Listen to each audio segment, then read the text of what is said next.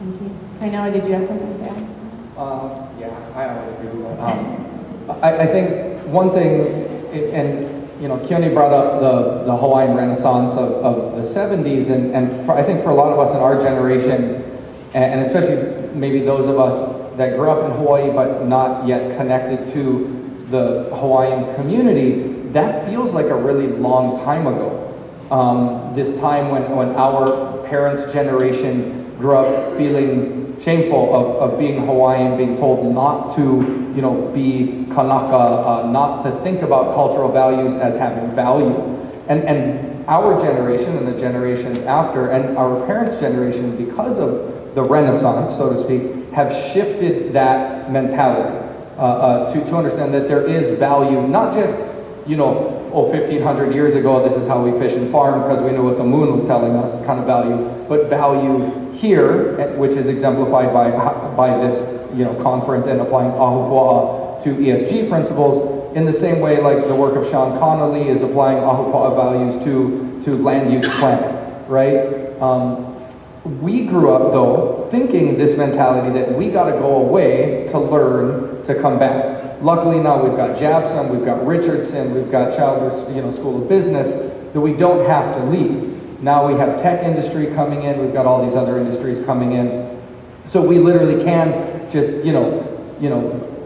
percolate here, but it's reminding our youth that we don't have to go away, that we can stay here to reduce the brain drain. It's reminding people that we as Hawaii have always been this way, whether it was Kalakaua bringing in electricity to Iolani Palace when Buckingham Palace and the White House were still running on kerosene lamps. It was the Aloha protocols in the beginning of the internet that started at University of Hawaii. Hawaii has always been a center for innovation and advancement. We just need to believe it ourselves, like getting out of our silos, right? But then if we're speaking specifically to this specific panel, right? Brandon has expressed this, as did Keone, and a panelist yesterday who mentioned, private equity should get involved when the indigenous ideas and the local people have already done everything else and all we're looking for is funding, right? And I can't remember who that panelist was, but thank you for stating that, right? That the idea should be generated from within. It should be a native idea, not native Hawaiian, but native to this place. And at the point that we're like, hey, we need somebody to fund this, then private equity can step in and say, boom, we're here, right? And we move on to the next step. That's amazing. But at the same time, the next step is we have to recognize that Blackstone and Goldman and every single other large private equity firm isn't just going to say like, okay, they're not, right? But I believe Katrina said $750 billion Goldman has committed to ESG and impact investing in the next 10 years, was what she said. So we need to leverage those funds. We need to leverage that. It might not be the end goal, but let's use it as an intermediary step.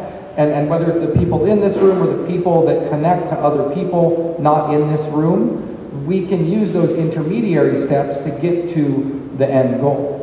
I think we all know tourism isn't the end goal, but by and large, thanks to partly being an ILWU and a union, hotel, most of the hotels here are pretty well-paying jobs as opposed to some other lower wage jobs. So we need to I feel as if, that we need to take advantage of and recognize the intermediary steps while not losing sight of the end goal as well, which would be we're owned, managed, operated by ourselves. Thank you, Kenneth. So we only have a few minutes left, and